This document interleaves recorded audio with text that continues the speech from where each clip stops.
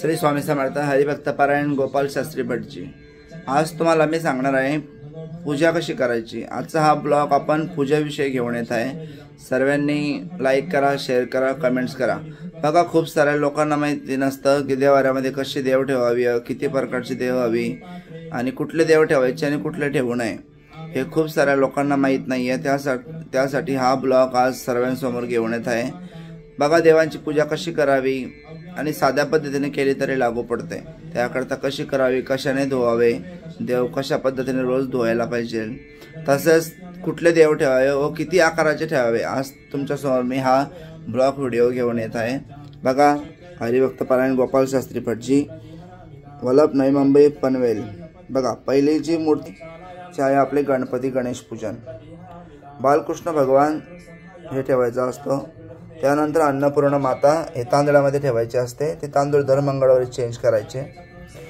आपले कुलदेव खंडेराय या तुळजाभवानी असेल तर आपण हे, जर देवारा नसेल तर आपण घरातल्या घरात पण ठेवू शकतो।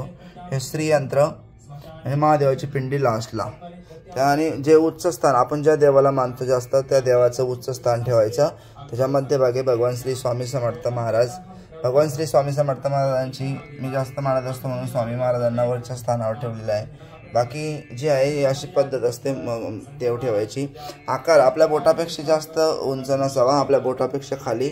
शंख कसा ठेवायचा, बालकृष्ण कसा ठेवायचा, तोंड कुठल्या साईडला करायचं, त्याला पाण्यात भरून ठेवायचा का, शंख पाण्यात भरून ठेवायचा का, दिवा कुठल्या साईडला ठेवायचा, अगरबत्ती कुठल्या साईडला ठेवायची, हे सर्व गोष्टी मी तुम्हाला या व्हिडिओच्या माध्यमातून दाखवत आहे। सर्वांनी ह्या प्रकारे देवारा ठेवायचा। अशा पायऱ्यांचा देवारा हवा, जास्त मूर्त्या मोठ्या नसाव्या। तुम्हाला विठ्ठल रुक्माई भगवानाची मूर्ती ठेवायची असेल तर नॉर्मली एक आपला हात बिल्लाचा असतो तितकाच ठेवायचं, याच्यावरती ठेवायचं नाही। या प्रकारे असा देवारा असतो, याच्यापेक्षा जास्त मोठा देवारा घरामध्ये आणायचं नाही, घरात बनवायचं नाही। आणि आपण काय करतो, मोठा मोठा देवघर बनवतो आणि घरामध्ये त्या अडचणी निर्माण होतात, पितृदोष लागतो। कुठल्या साईडला ठेवायचं ते पण महत्त्वाचं आहे।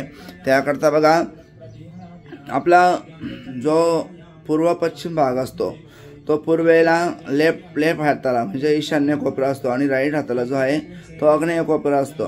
म्हणून लेफ्ट हात म्हणजे बघा तुम्हाला दाखवतो, ही जी आहे ही पूर्व दिशा आहे, ही पूर्व दिशा आहे, हा आग्नेय कोपरा आहे आणि हा ईशान्य कोपरा आहे। ईशान्य कोपऱ्यामध्ये माझा देवघर आहे आणि किचन बघा, किचन आग्नेय, आता हा आग्नेय कोपरा आहे, आग्नेय कोपऱ्यामध्ये किचन आहे।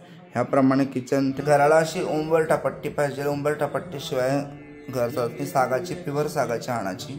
सो सर्वांना या व्हिडिओच्या माध्यमातून सर्वांनी लाईक करा, शेअर करा, कमेंट्स करा। सर्वांना चांगल्या प्रकारे मार्गदर्शन या व्हिडिओच्या माध्यमातून भेटत जाईल। श्री स्वामी समर्थ हरिभक्त पारायण गोपाल शास्त्री भटजी।